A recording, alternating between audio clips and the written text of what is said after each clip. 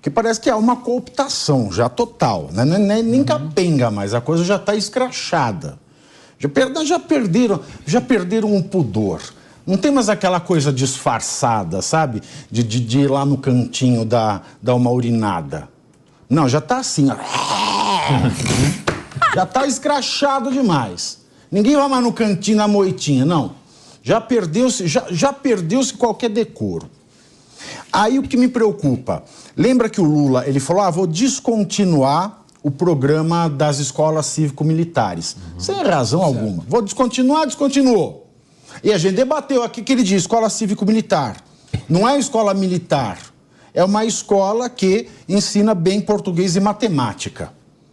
Em que tem menor nível de evasão, em que dificilmente entra ideologia, porque está ensinando português e matemática, e é difícil você pôr ideologia dentro da matemática e do português, e as crianças não morrem lá dentro. Né? Só no gênero neutro. Está em acabar com a escola. Cuidado que o português tem gênero neutro agora. Não tem. Não tem. Querem que tenha, mas não tem. Não tem.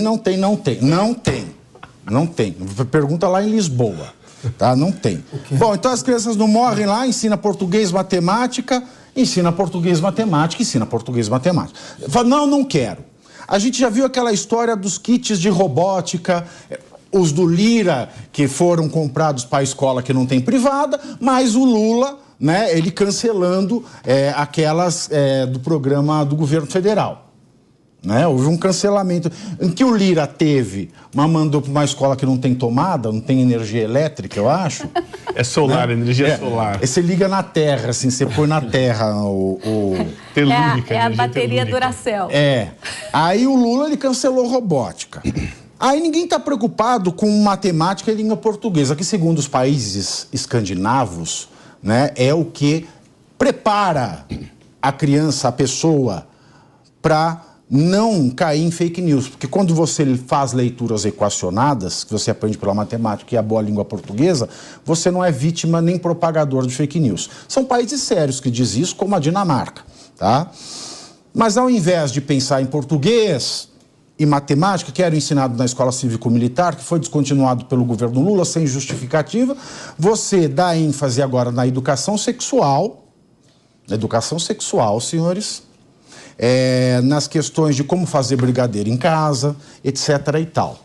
E agora a nova notícia é a que segue, meus queridos. E isso eu fiquei bastante preocupado, porque o Lula, ele lançou o programa da Escola Integral, tá? O Ministério da Educação lançou hoje o programa que institui um Plano Nacional de Ampliação da Escola em Tempo Integral, com o objetivo de atingir 1 milhão de estudantes em 2023. Ok, bacana, todo mundo quer escola em tempo integral, todos queremos, tá, bacana. Mas a gente estava comentando aqui, por que eu tirei, não interessa a escola cívico-militar, porque a criança aprende português e matemática, aprendendo português e matemática, ela não vai cair em lorota, né, menos lorota. E eu tinha falado aqui, nós estávamos falando de uma população de quase, eu não lembro o número exato, das crianças, acho que eram 190 mil crianças. Estamos falando de 200 mil crianças, então mais crianças. São 216 escolas militares. Bom, então eu estou falando aqui em 1 milhão de crianças, tá? 1 milhão de crianças. Pode ser, nível nacional. Tá? 1 milhão de crianças que iam chegar em casa e iam também ensinar o pai e a mãe a ler e a interpretar as coisas. Sim. Né? E eu falei, isso talvez não interesse ao PT, porque eles vivem no mundo da lua, eles vivem de propaganda. Então não interessa eu ter um contingente de crianças jovens que vão ser 1 milhão de eleitores amanhã e que podem ensinar os pais. Aí hoje eu me deparo com a notícia da escola em tempo integral e a fala do Lula que me preocupa é a seguinte, abro aspas, prestem atenção. Tem um monte de coisa que temos que discutir dentro da escola, porque criança pode mudar a cabeça do pai. Fecho aspas. Aí eu me preocupo, Ricardo. E deve se preocupar, Pavinato, deve se preocupar porque o fechamento das escolas cívico-militar foi um ato ideológico. O Lula falando para a galera dele e para o time dele. Ao mesmo tempo que vem esse movimento de aumentar as escolas em tempo integral, nesse lançamento agora que é positivo. Aumento das escolas em tempo integral é positivo. O que nós não podemos é colocar ideologia na cabeça dessas crianças mas o que nós vamos colocar nesse tempo integral? Então, é isso que nós precisamos entender do Ministério, porque o PT tem o hábito de anunciar um programa e as linhas miúdas ele não anuncia como vai ser feito, de que forma vai ser feito, a gente não sabe. Agora, partido de programa. Então, isso é um grande problema, porque a criança vai ficar mais tempo na escola fazendo o quê? Essa é a pergunta. Vai ficar fazendo o quê? Nas escolas cívico-militares nós sabíamos. Na escola, sobre o tema da escola cívico-militar, de novo, eu vou voltar na tecla da questão da transparência e da comunicação que está faltando, né? Nada impede do governo decidir fazer esse corte se há uma necessidade por déficit orçamentário. Ele foi eleito. O que ele já disse, porque esse dinheiro que ele gastaria com a cívico-militar, agora ele vai gastar nessa em tempo integral. Então, desculpa, em matéria de educação não tem déficit orçamentário. Isso é prioridade. E olha só, o planejamento agora foi cortado 1,5 bi da onde? Não tem desculpa de déficit que justifique fim de educação. Eu não estou aqui colocando em mérito se deve ou não cortar. A questão é que não houve uma comunicação do porquê. Não sei se vocês viram, eu procurei uma justificativa de por que é que nós vamos cortar as escolas cívico-militares. Porque o amor venceu. Porque o amor venceu. Amor estranho amor. Muito identitário com o governo Bolsonaro. O que falta deste governo é a informação, o diálogo, né, a transparência. Né, e conforme outros pontos que eu já ponderei aqui. O diálogo é um pedaço de pau. Com relação à escola, né, a gente já discute essa questão da escola integral, pública integral há muito tempo, inclusive aqui no estado de São Paulo, que é lamentável um estado como o estado de São Paulo não ter uma escola em tempo integral para as crianças. E o que a gente... fica aqui uma sugestão para o governo, né? Já que vai fazer, né, e que a gente está querendo aí solidificar o Mercosul, que então as crianças tenham uma segunda língua, porque é uma vergonha no Brasil o brasileiro não ter na escola uma segunda língua, né? Um país da dimensão do Brasil, né, que deveria explorar mais a questão do emprego, do turismo, não é? Da inclusão. Vamos ensinar as nossas crianças que não seja o inglês, que seja o espanhol. Então, eu acho que, já que vai fazer a escola integral, que coloque, então, uma língua, em vez de ficar se discutindo aí receita de brigadeiro e etc, etc. Brigadeironha, vou fazer brigadeironha. Nós temos exemplos... Mas você sabe que é uma carreira hoje de baixo risco no Brasil, né? O quê? Fazer brigadeira? O duro é ser jornalista. Ah, tá. Criança que quer ser jornalista hoje, uma traficante está mais tranquilo. Tem um monte de garantia penal lá. Tem a lei de 2019 que se aplica para o traficante, que é uma beleza. Eu ia falar, nós temos exemplos muito positivos aqui, como é o do Ceará, como é a cidade de Sobral, por exemplo, que tem atingido altos índices no IDEB. Então, a gente, para a implementação da escola de tempo integral, a gente pode copiar coisas que a gente tem aqui. Concordo contigo, a gente poderia ter uma ênfase, ao invés de discutir moeda única, por que não discutir um segundo idioma para o povo brasileiro, para o estudante brasileiro? Mas nós temos grandes exemplos aqui. O Brasil tem como fazer. E a fórmula é simples, ensinar português e matemática. Acho que o Pavinato simplificou isso aqui. Ensinar português e matemática a gente está faltando. O jovem está terminando aí o ciclo básico, sem saber escrever, sem saber ler, sem saber nada. Na faculdade. Tem gente chegando talvez até em outras camadas da sociedade. O problema é que o governo de esquerda, ele quer dar acesso às universidades a toda a população, só que não adianta o sujeito entrar na faculdade, se formar sem saber escrever um bom português, sem saber interpretar. Por exemplo, ele vai liberar a verba. Olha o que a Kátia Schweikart, que é a secretária de Educação Básica do Ministério, falou. O MEC não vai definir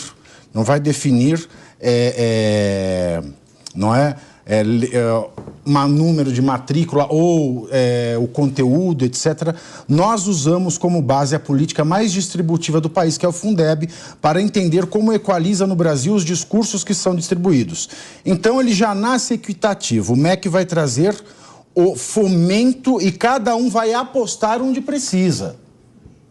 Ou seja, não vai ter uma diretriz, o que é pior ainda. Sim, bem pior. Você vai liberar um recurso para cada um, para cada feudinho da educação, decidir o que vai fazer com isso. E aí, convenhamos, vai ser muito mais barato contratar uma professora que vai ensinar, de fato, a fazer brigadeiro, do que uma que vai dar aula de inglês. Sim.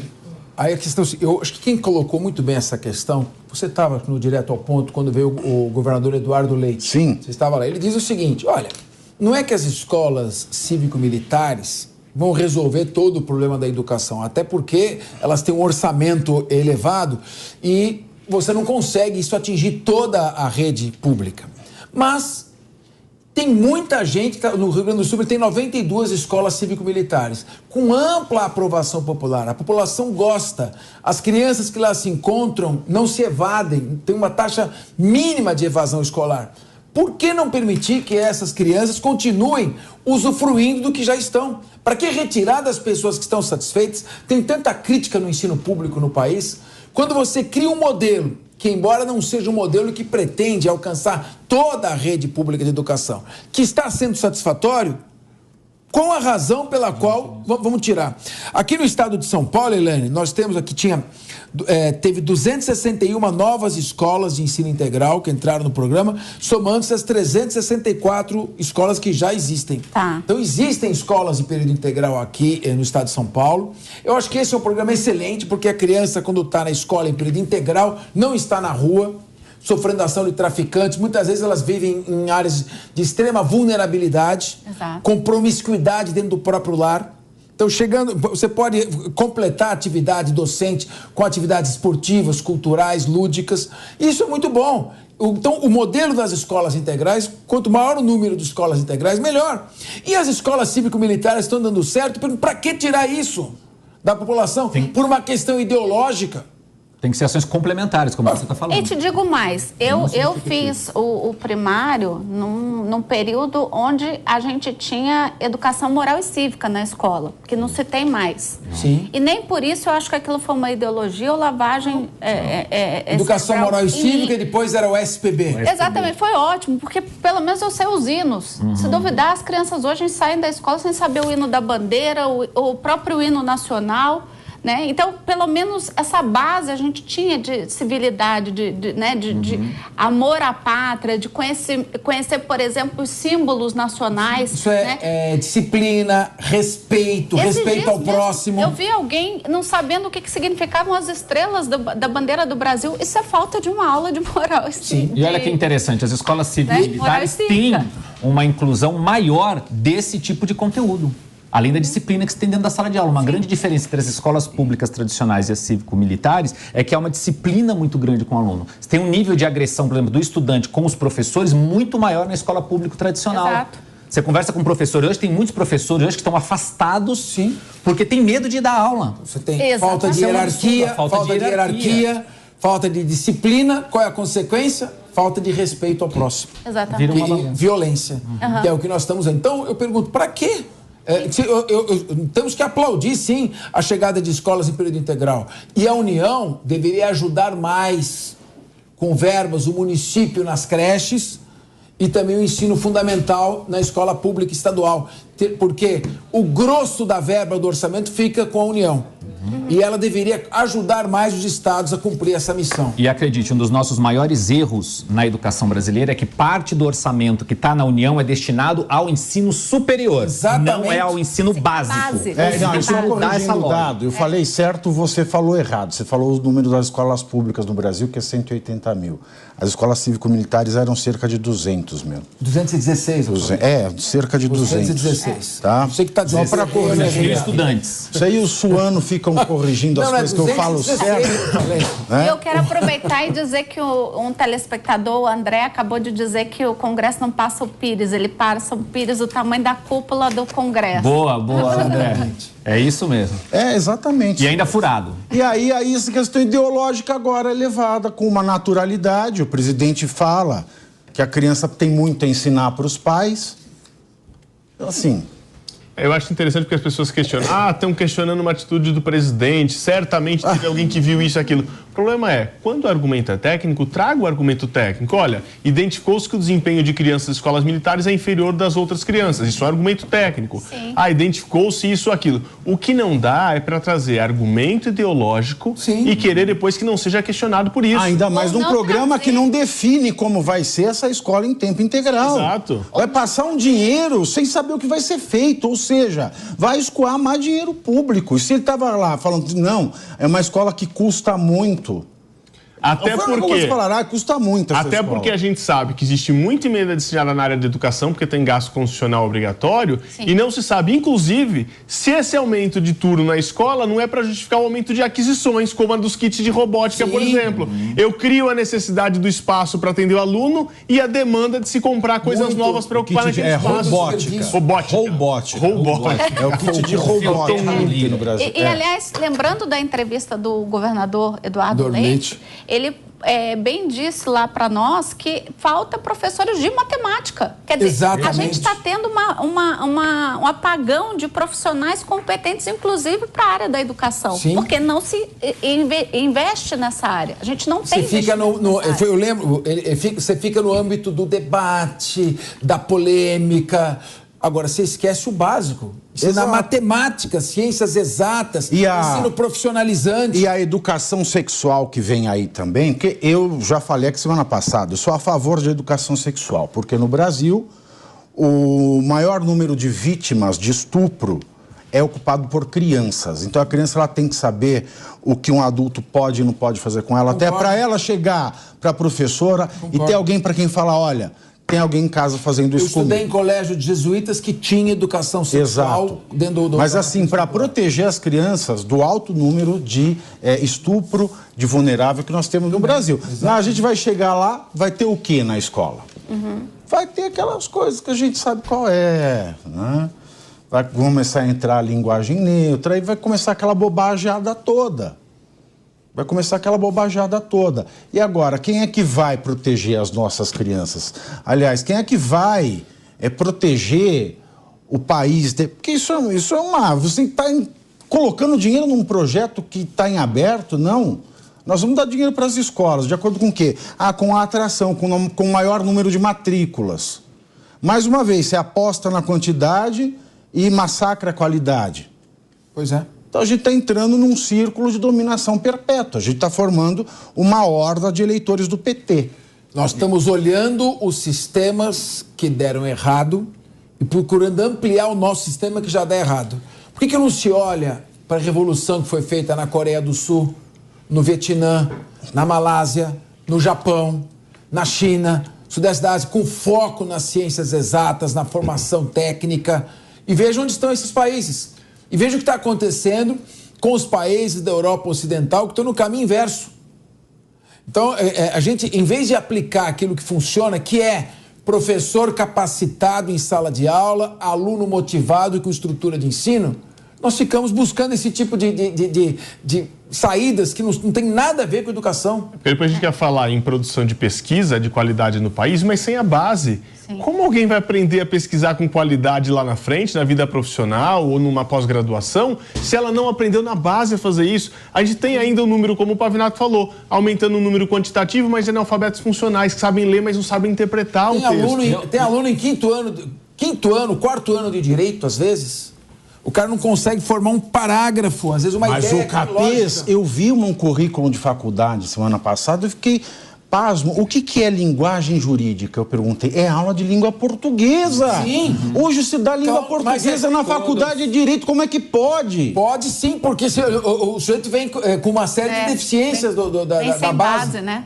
Aí põe o nome bonito, linguagem jurídica, ou seja, que a pessoa não sabe português. Como é que você vai passar numa segunda fase? Que a linguagem jurídica é a língua portuguesa. Pavinato, a maioria das instituições de ensino tem aula de nivelamento. Sim. Principalmente as instituições que recebem os alunos da rede pública de ensino. Elas têm que fazer isso porque a condição desse aluno é tão precária ele não consegue acompanhar os ritos do ensino superior. É triste. Não sabe nem o que é rito. Vão falar que Rita é marido da Rita. Em vez de você... O governo federal deveria partilhar o seu orçamento descentralizando e enviando para municípios e para os estados para melhorar o ensino de base.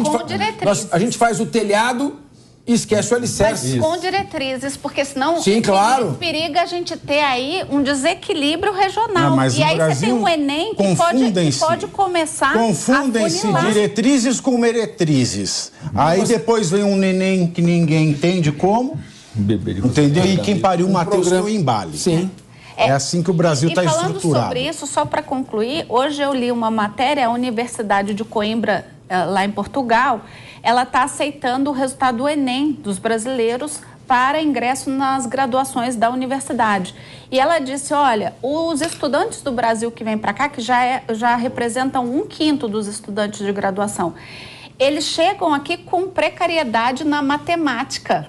Claro. Na interpretação de texto, mas eles são muito esforçados. E aí você eles diz... conseguem, no período Sim, que estão isso é aqui, verdade. Eles suprem, sim. Porque ele tem um ambiente que oferece. O brasileiro, Concordo com a Helene. é esforçado. Quando Aí chega eu na falo, universidade, ele supre essa. Vai voltar, o O ideal Capês, seria que ele não precisasse suprir. Exato. vai voltar a discussão lá no Congresso da lei do PL da censura. Precisamos combater a fake news. Tá. Precisa combater a fake news, mas ninguém está falando de matemática e língua portuguesa até agora. Sim. Exatamente. E aí você olha para esse projeto, eu estou liberando dinheiro para cada Secretaria de Educação fazer o que quiser. Ou seja, ninguém está preocupado com fake news nesse país. Esse governo é uma grande fake news. Essa é uma discussão que interessa à elite. A população está aguardando desesperada. Segurança jurídica, privatização, crescimento da economia, aliviar a carga tributária das empresas para gerar mais emprego. A população não está preocupada com esses temas que a elite consome e que o PT, infelizmente, saindo das suas raízes, das suas tradições, que era o Partido dos Trabalhadores, está se deixando levar por essa pauta, que não é uma pauta emergencial para o país. Quem falou isso? Aldo Rebelo, com todas as letras. A figura mais insuspeita foi do Partido Comunista do Brasil. Colocou claramente, nós estamos invertendo as prioridades. Olha o tempo que o país consome com essas questões todas, deixando de lado formação de ensino básico e período integral, fortalecimento do ensino profissionalizante, as matérias exatas em sala de aula. É só bobagem. Ou seja, o PT está roubando o futuro do país. Esse terceiro mandato, essa nova gestão do PT está roubando o futuro do país. A verdade é que a educação nunca foi uma área que recebeu a atenção dos governos federais. Eu vi uma pesquisa que foi feita, o Ministério da Saúde e da Educação, há 10 anos, recebem exatamente, se você tira ali a inflação, né, recebem exatamente o mesmo nível de orçamento. Ou seja, nenhum desses governos ao longo de 10 anos se importou em investir em educação. E aí, é importante o PL das fake news? É importante. Mas a melhor forma de combater fake news é dando educação para o povo, é ensinando o povo a interpretar o que está lendo. A hora que você der base para a população, ela estará menos suscetível. Mas aí quando a pessoa souber ler, ela vai saber que invasão é sinônimo de ocupação. E aí? Como é que eu vou continuar elogiando o crime? Se a criança sabe ler, não dá mais para enganar a criança, não dá mais para enganar o pai, não dá mais para enganar o país.